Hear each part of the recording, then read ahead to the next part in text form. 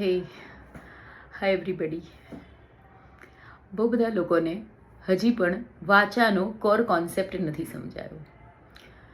તો હું આજે એ લોકોને કોર કોન્સેપ્ટ સમજાવવા માંગુ છું કે વાચા એ લોકો માટે છે કે જે લોકો એન્ઝાયટીમાં છે, ડિપ્રેશનમાં છે, ટ્રોમામાં છે, જે લોકોને કંઈક કહેવું તો છે.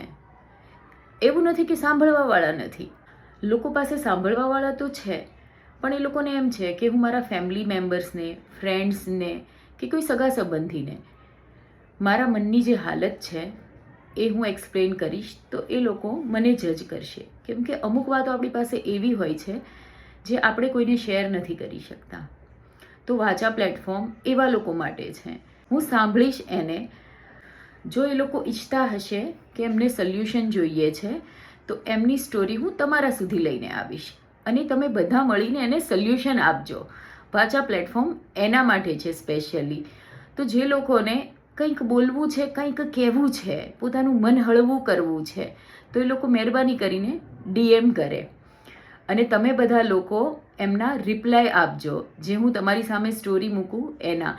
લોકોને જરૂરિયાત છે સોલ્યુશનની. લોકો ઈચ્છે છે કે કોઈ એને સાંભળે.